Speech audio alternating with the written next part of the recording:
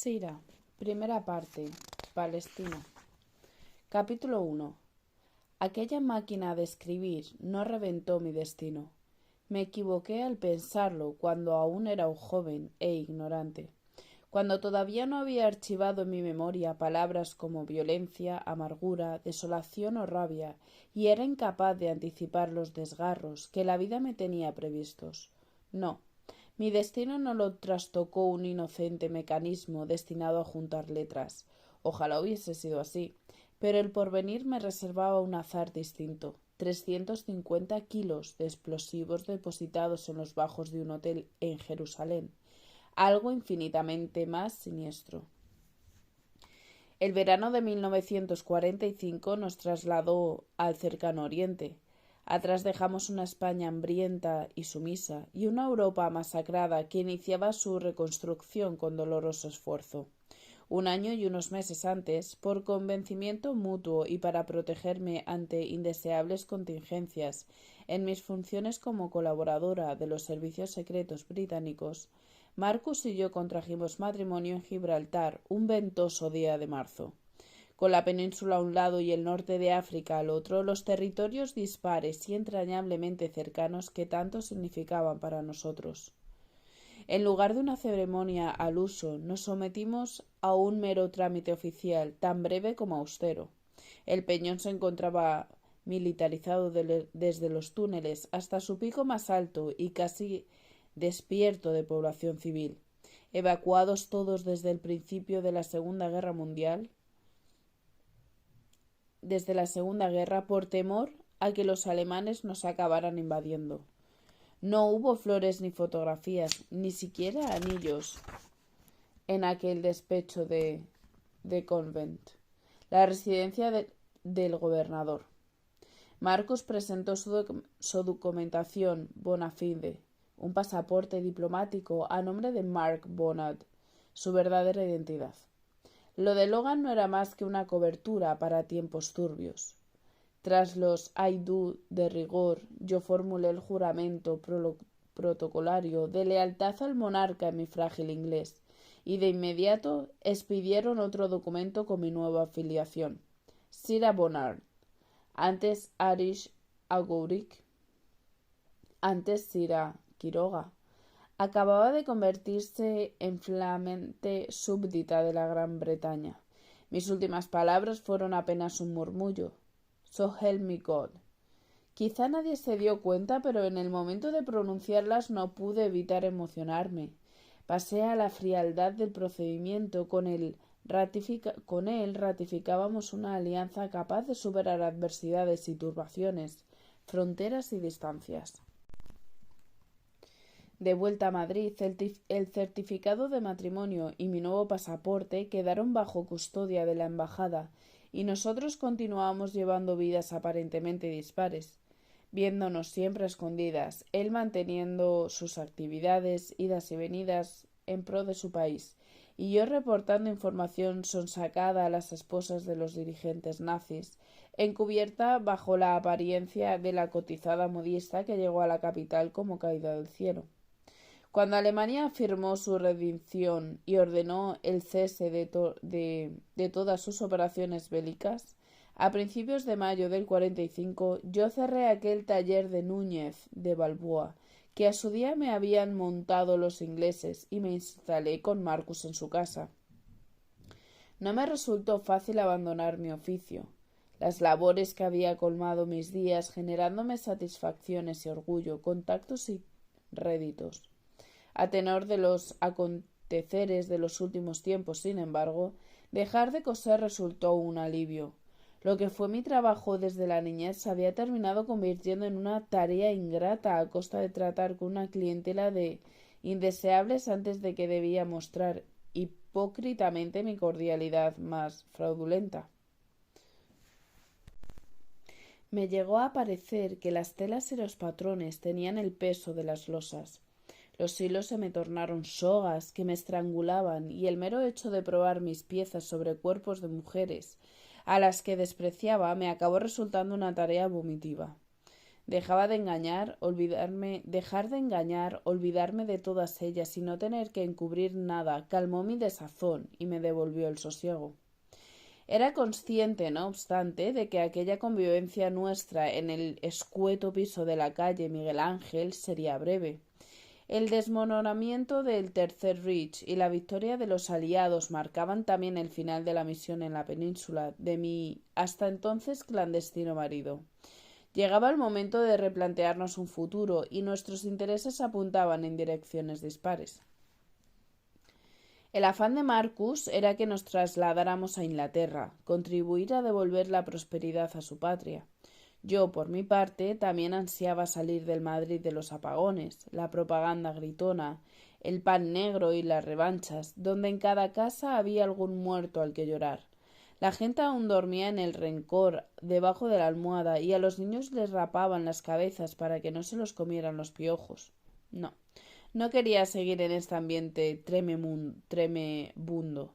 Prefería que mis hijos nacieran en un sitio sin rastros de horror en las calles ni desesperanza en los rostros de las gentes. Le propuse por eso volver a Marruecos, bajo su calidez luminosa, cerca del ayer y de mi madre. Ansiaba alejarme de los escenarios de esa furtiva existencia, nuestra repleta de encubrimientos y mentiras, olvidarnos de quienes fuimos y empezar a mostrar tal como éramos a cara descubierta, sin falsedades ni incomodidades ni miedos. Ambos deseos, sin embargo, se hicieron humo apenas unas semanas más tarde, cuando todavía nos estábamos acostumbrando a caminar juntos por las aceras sin sentirnos siempre alerta y aún nos costaba trabajo asumir que podíamos hacer públicamente cosas más simples como ir a un cine de la Gran Vía o bailar en Pasapoga hasta la madrugada. El requerimiento que Marcus recibió era taxativo. Lo reclamaban para un nuevo puesto en la Palestina bajo el mandato británico. Incorporación inmediata. Esposa bienvenida. Me tradujo en voz alta. El nuevo quehacer bajo el paraguas del Secret Intelligence Service. Él no aclaró más. Yo preferí no seguir preguntando. A pesar del desconcierto, me esforcé para no mostrar mi decepción abiertamente. De haber conocido mi actitud y no haber sido inglés mi marido, en la sección femenina se habrían sentido orgullosas. Allí estaba una española de raza cumpliendo con el modelo de cónyuge abnegada que el nuevo régimen franquista imponía, obediente y dispuesta, el ángel del hogar, la casada perfecta. Al fin y al cabo, yo no era más que una costurera que ella ni siquiera cosía, mientras que Marcus, gracias a sus eficientes desempeños, se había convertido en un valor cotizado al servicio de su gobierno.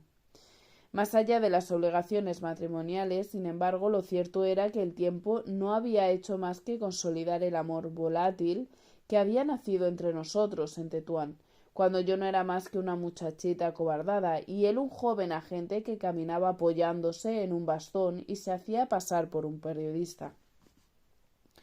Los engranajes que movían al todavía grandioso imperio británico habían dispuesto ahora, en definitiva, un traslado que no cuadraba con la intención inicial de Marcus de restablecerse en su propio país y mucho menos con mi pretensión de retornar a África.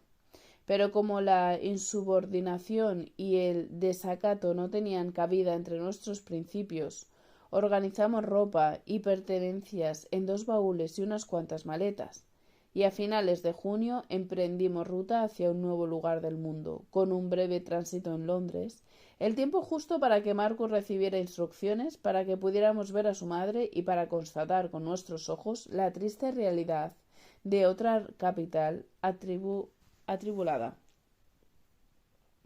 Enfrentarme a la desconocida Lady Olivia Bonner me generaba una ansiedad desconcertante. Yo, que llevaba años bandeándome continuo entre ejemplares humanos de todo pelaje, me sentí súbitamente insegura. ¿Así debo llamarla? ¿Con el Lady por delante? Susurré a Marcus al llegar a nuestro encuentro, con la vista fija en la fachada de estuco blanco, deslucida, desconchada y aún así espléndida. Él me guiñó un ojo con un gesto que no logré interpretar. Quizá pretendía, irónico, tranquilizar mis nervios de esposa novata entre la figura siempre inquietante de una suegra. O quizá me estaba tan solo previniendo sobre el tipo de mujer que nos esperaba en aquella residencia de The Boltons, en el área de Brompton, Kensington, una zona cuya distinción no había servido de blindaje frente a las sanguinarias acometidas de la aviación alemana. Casa y propietaria parecían acoplarse a la perfección, castigadas y a la vez formidables, armoniosas tanto en sus esqueletos como en sus entrañas, un tanto en decadencia ambas, pero dignas y enteras, imponentes. Por fortuna yo llevaba años acumulando pericia en las artes del fingimiento y había aprendido a moverme con desenvoltura en ambientes plagados de gentes distintas y extravagancias de todas las tonalidades. Gracias a eso me tragué mi nerviosismo inicial y logré mantener el aplomo durante aquel primer té en ese jardín hermoso y asalvajado. Simulando seguridad, desplegué todo mi charme, airé mis mejores maneras y me limité a dosificar sonrisas templadas e intervenciones breves. Me comporté, en definitiva, como la más adorable de todas las posibles esposas. En correspondencia, la actitud de ella hacia mí circuló por ratos entre los mínimos de cortesía propia de su buena cuna, algún gesto de desorden y una etérea indiferencia. En absoluto coincidió su imagen con cómo lo había yo anticipado. La supuse austera y sobria, acorde con los tiempos de dureza que el país había sufrido y seguía sufriendo. Pero se me descuadró por completo. Olivia Bonner era de otra pasta. Con su rostro anguloso y una larga trenza plegada de canas sobre el hombro izquierdo, envuelta en una gastada túnica de terciopelo, fumando uno tras otro los Chesterfield americanos que Marcus la había conseguido en Madrid a través del extraperlo, Lady Olivia incluso se encargó de darle a mi moral más de un pellizco. No ocultó alguna mueca altiva ante mi inglés imperfecto y en un par de ocasiones fingió que no recordaba cómo debía pronunciar mi nombre. Saira, Sirea, Seira. En todo momento me dejó con una frase a medias para inclinarse a meterle en la boca un pedazo de sándwich de pepino a algunos de sus perros, los tres medio locos, uno cojo, todos viejos. A todas luces le resultaba incómodo aceptar como nuera una extranjera sin raigambre ni fortuna, procedente de un país cerril, atrasado y católico, donde matarse entre hermanos se había convertido en una sanguinaria costumbre. En quien sí volcó su afecto fue en Marcus, el que fuera el mayor de sus hijos, el único descendiente vivo de esa menguada familia que ya solo contaba con ellos dos como miembros. A la muy británica manera apenas tuvieron contacto físico, ni besos, ni abrazos, ni zarandajas. Tan solo en algún momento ella le revolvió el pelo con sus dedos huesudos, eso fue todo. Pero la sintonía era indudable, y destilaban complicidad, y se parecían en el color verdoso de los ojos, en las venas que le recorrían el cuello, hasta en la forma de las orejas, encadenando temas de conversación con un inglés afilado que me costó seguir. En varios instantes de su inseparable charla ella soltó algunos chispazos cargados de elegante sarcasmo que a él le hicieron reír a carcajadas. Relajado como pocas veces, con sus largas piernas cruzadas sobre la hierba crecida y los ojos entrecerrados por el sol del verano en el jardín de su infancia, el agente curtido y escéptrico, con los 40 cumplidos, aniñado por unos momentos bajo el ala protectora de su madre. La guerra ha sido dura para ella, musitó Marcus al entrar de nuevo en el auto que nos llevaría hasta Heathrow, como si quisiera justificarla.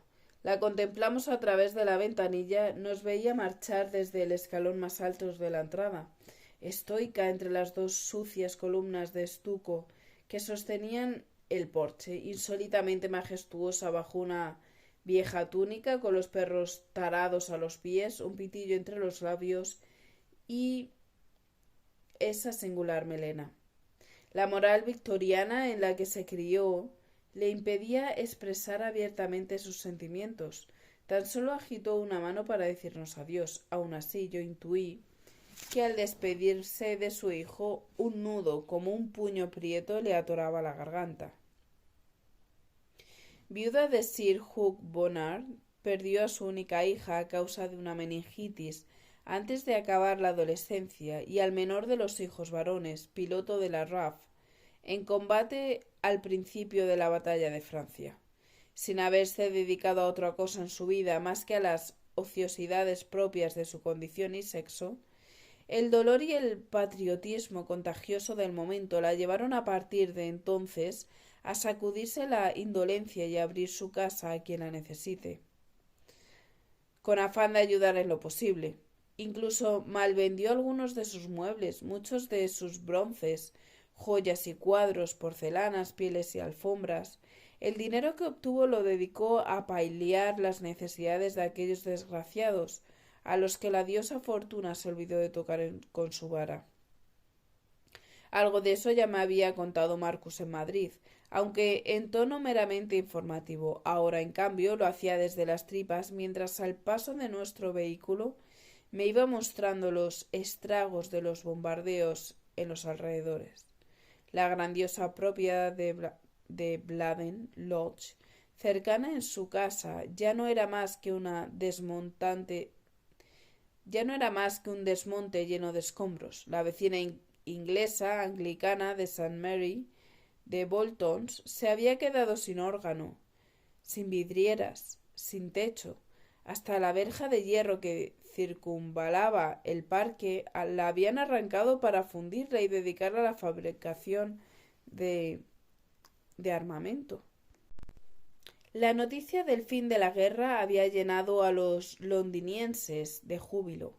Más de 1 millón de seres abarrotaron tras el anuncio las zonas del centro. Llegaron en autobuses y camiones abarrotados, en carros, andando, corriendo, en metro, en bicicleta. Los aviones sobrevolaron la ciudad festivos. Por el aire sonaron las sirenas de los remolcadores del río y las campanas arrebatadas de las iglesias. Las masas se amontonaron gritando hasta la afonía, cantando, riendo, aplaudiendo y agitando banderas, tocados con sombreros de papel, alejados de toda solemnidad, liberados del pánico. En Piccadilly Circus, muchachos de uniforme formaron largas congas con muchachas radiantes vestidas de domingo. Montones de jóvenes se metieron con los pantalones arremangados en la fuente de Trafalgar Square. El rey, la reina y el primer ministro Winston Churchill, asomados al balcón de Buckingham Palace, fueron aclamados con fervor y aplausos gozosos. Para cuando Marcus y yo realizamos nuestra breve parada en su ciudad, sin embargo, de aquella victoriosa euforia colectiva apenas quedaba rastro. Habían pasado ya casi 2 meses y ahora todo era realidad y cruda certeza. Los casi 6 años de guerra dejaban paso a una Gran Bretaña empobrecida, arrasada y exhausta, además de los centenares de miles de soldados caídos o malamente heridos en los distintos frentes del continente. Los bombardeos de la Luftwaffe alemana causaron la muerte de más de 60.000 civiles en las islas, casi 90.000 heridos y montones de gente sin hogar, sin trabajo, sin aliento. El Blitz se llevó por delante solo en Londres más de 40.000 inmuebles, reduciéndolos a cascotes, hierros retorcidos, madera quemada y cenizas. Faltaba de todo: vivienda y alimentos, materiales de construcción, carbón, ropa. Las arcas del tesoro estaban secas y las deudas contraídas acumulaban magnitudes gigantescas. Todas las esquinas supuraban abatimiento.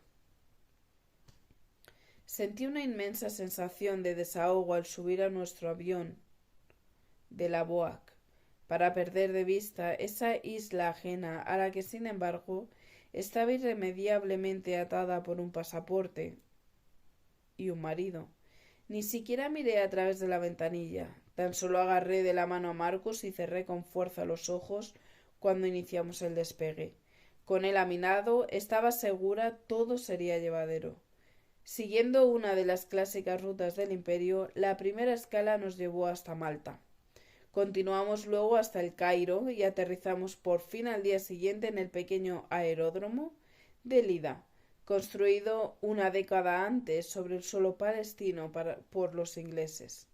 Como podría imaginar, mientras descendíamos las escalerillas de aquel Avro York para pisar Tierra Santa, que tan solo tardaría 1 año y medio en retornar a ese Londres en ruinas.